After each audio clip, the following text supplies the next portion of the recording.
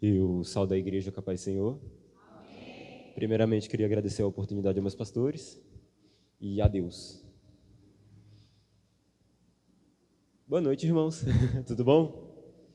Hoje o texto no qual vou querer refletir e analisar vai ser João, Evangelho de Jesus segundo escreveu João 13.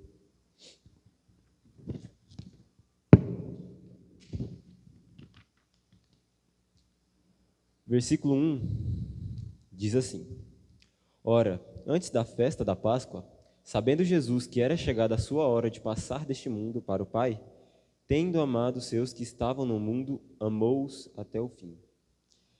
Aqui, nessa data aqui, estava na última semana de... já pode se assentar todo mundo. Aqui já era a última semana que Jesus estava entre nós na Terra. E era a semana onde ele estava muito sensível, e foi chamado pelos teólogos de Semana da Paixão. Era quando ele estava muito sensível quanto à humanidade. Que inclusive em João mesmo, ele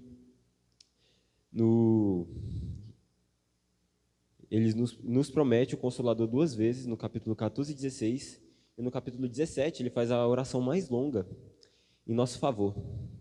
Porque ele sabe, né, como era a partida dele, ele sabia que não iria estar mais entre nós, e como ele era o maior pastor, era o que mais ensinava, nós ia ter muita dificuldade de viver aqui na Terra, porque a vivência aqui na Terra não é fácil, porque o mundo já é do maligno. Então ele rogou muito por nós. E aqui ele fala, sabendo Jesus que era chegada a sua hora de passar deste mundo para o Pai. Aqui, Jesus já sabia de algumas coisas nesse momento. Ele já sabia que era a hora dele de passar da terra para o Pai, na qual ele ia ser morto, crucificado, ia subir para ficar junto com Deus. No verso 3, Jesus sabia que Deus já tinha confiado tudo em suas mãos, todas as coisas já eram confiadas a Jesus. E no 11, ele já sabia que havia um traidor. Como Jesus já sabia que estava perto da sua hora de passar para o Pai, ele poderia muito bem simplesmente desprezar nós humanos. Ele poderia pensar assim: eu já estou indo para o Pai, eu já estou indo para o grande, por que eu devo me importar com esses meros humanos? Eu já estou indo para o maior, por que eu devo pensar nos menores? Mas não, ele cuidou de nós e nos amou até o fim. E essa parte aqui, até o fim, não foi até sua morte, foi perfeitamente, até o fim. Ele nos amou perfeitamente, ele nos amou completamente.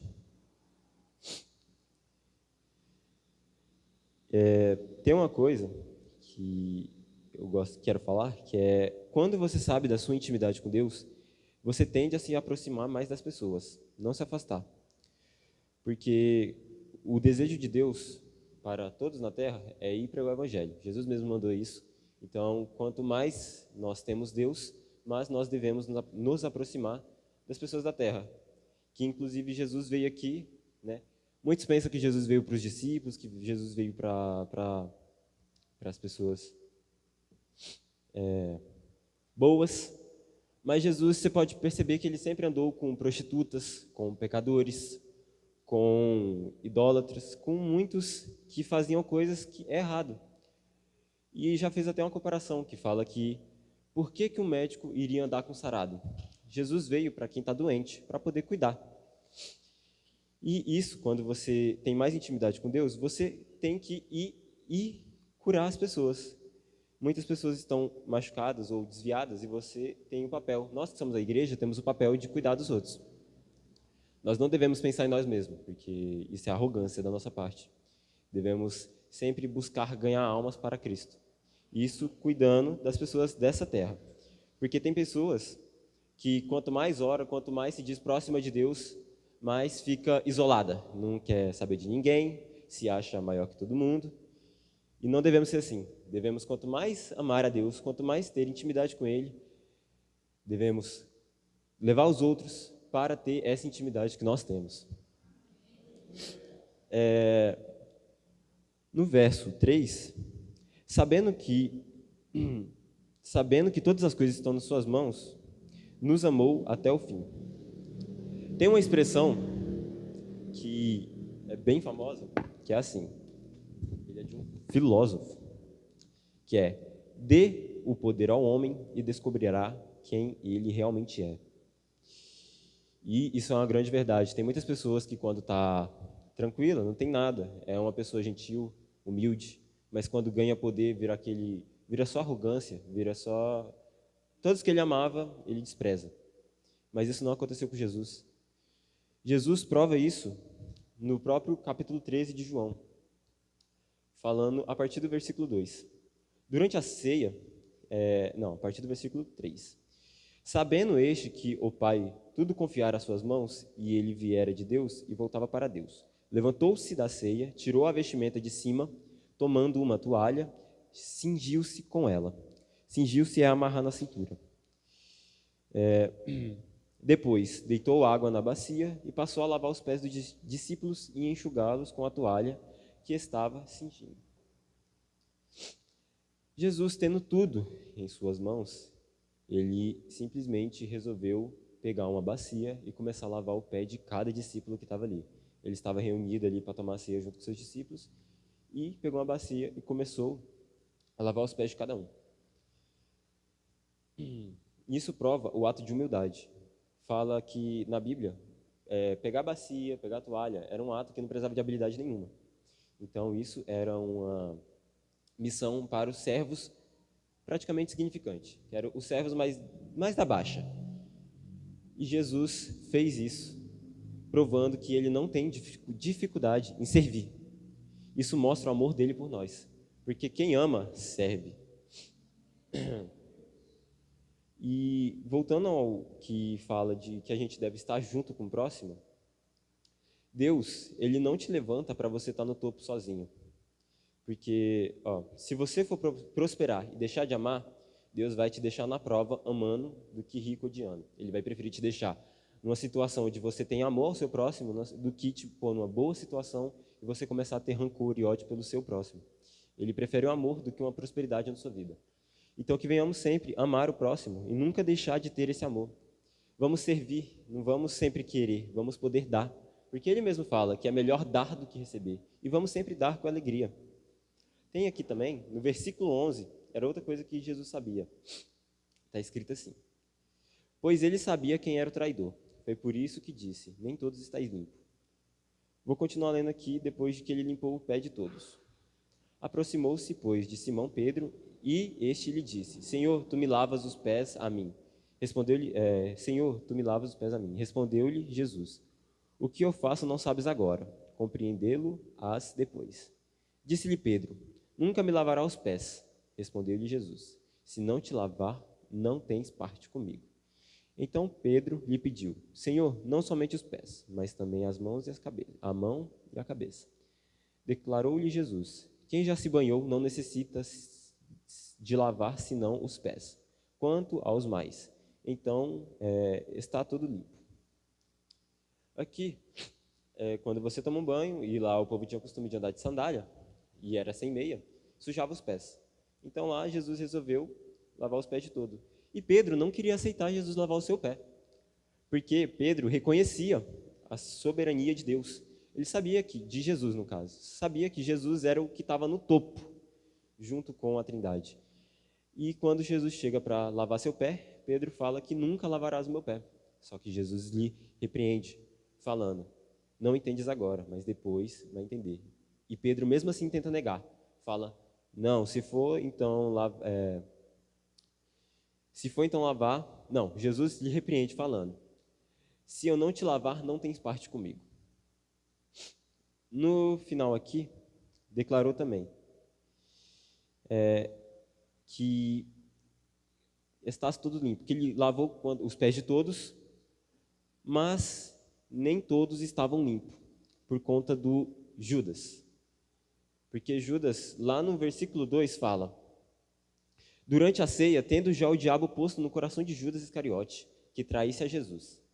Então, mesmo nessa ceia, Judas já tinha colocado no coração de Judas que iria lhe trair. Mas mesmo assim, Jesus pegou e lavou seu pé. E aí eu tenho uma pergunta para vocês: vocês lavariam o pé de Judas? mesmo sabendo do que aconteceria futuramente? Isso é uma coisa que faz refletir. É aqui onde entra aquilo de amar o seu inimigo. Jesus prova que ele amou, então ele prova que ele é a palavra. Ele não só falou da palavra, como ele é. Por que que ele é? Porque ele fez tudo de acordo com a palavra. Ele foi o ser perfeito, por isso que a palavra é perfeita, porque é ele. Então que venhamos sim sempre amar a todos, aos inimigos. Obviamente nós não devemos ter comunhão com o inimigo, de sempre andar ao lado, porque com certeza ele vai querer nos fazer algum mal. Mas não venhamos ter raiva nem ódio. Em Romanos diz também que não devemos guardar rancor e nem se vingar, porque isso é trabalho de Deus. Então, venhamos sempre retribuir o mal com o bem. Porque quem no juízo final vai tratar do mal que todos fez, vai ser Deus. Vai ser ele quem vai ser o juiz. Então, não venhamos tentar fazer justiça com as próprias mãos. Venhamos amar. Foi isso que ele pediu. Também fala que se você ama, prove.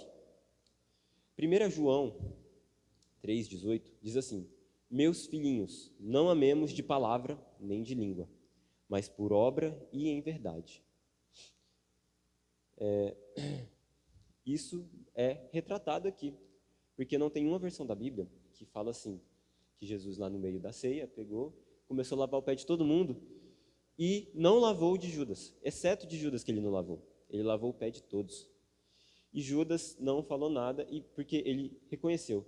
Judas vendeu Jesus por 30 moedas de prata. Se você for parar e olhar lá em Hebreus, você vai ver que um escravo era vendido por 30 moedas de pratas. Então, para Judas, Jesus já era um escravo. Então Judas não tinha o que reclamar ali. Jesus só estava apenas retratando o que ele pensava. Então ele não reclamou. Só que para Pedro foi diferente. Pedro não queria aceitar, porque ele não via Jesus numa situação de escravo. Ele não via Jesus fazendo algo de tamanha humilhação quanto a eles. Porque parar para poder lavar o pé de alguém, certamente, principalmente nessa época aqui, era um ato de humilhação, por assim dizer. E você se humilhar para uma pessoa que queria te negar e te vender, é algo que dói, né? Já parou para pensar? Você chegar assim e se humilhar para a pessoa que quer seu mal? Deve ser horrível. Eu até hoje nunca passei por essa situação, mas se for para passar, venhamos seguir o exemplo de Jesus, não venhamos ter raiva. E ele, sem reclamar e sem nada, pegou e lavou o pé de Judas.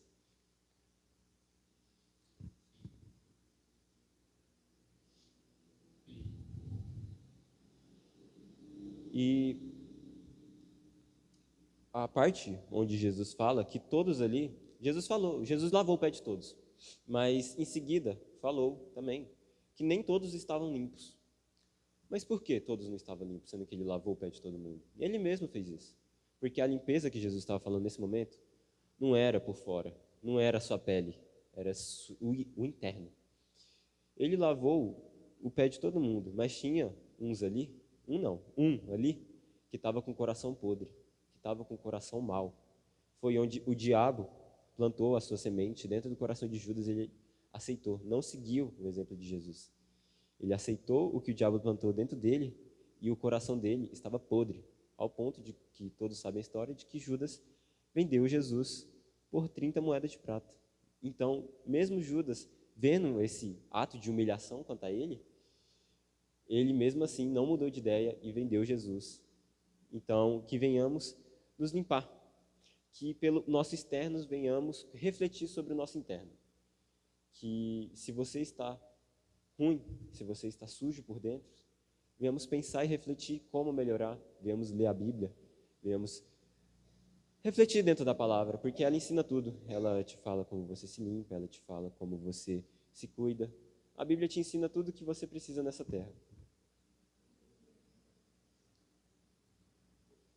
E não tem exemplo melhor a seguir do que próprio Jesus. E acho que dos exemplos mais difíceis de seguir será esse: se humilhar diante do seu inimigo. Porque Jesus fez isso, e quem fizer isso, quem seguir o exemplo dele, irá para o Pai. Porque não há outro caminho para o Pai senão a ele. Então, sempre venhamos pegar o exemplo de Jesus, seguir os passos de Jesus e fazer tudo o que ele fez. Ele fala também aqui na parte onde nós devemos ser próximo, Jesus fala uma frase que para alguns é um tanto quanto intrigante, que nós podemos fazer obras maiores que a dele. Mas hoje em dia a gente não vê pessoa transformando água em vinho. A gente não vê gente curando cego. Mas essas obras que ele fala são coisas mais especiais.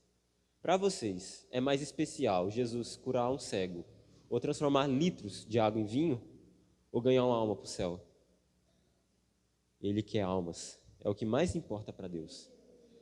Então, as obras maiores que ele fez, são essas, são ganhar almas. Naquela época não tinha internet, não tinha celular, não tinha meio de comunicação fácil que nem nós temos. E a gente alcança muitas pessoas por esse meio. Tem pessoas aí que tem sei lá quantos milhões de seguidores, bilhões de seguidores. E Jesus não conseguiu bilhões de seguidores naquela época. Não tinha bilhões de pessoas seguindo ele na rua. Tinha milhares. E a gente, com essa facilidade de falar com as outras pessoas, nos comunicar, venhamos fazer as obras maiores que ele falou. Venhamos ganhar almas. Venhamos ensinar. Ide e pregai o evangelho. Venhamos pregar a palavra dele. E é isso que eu queria falar nessa noite.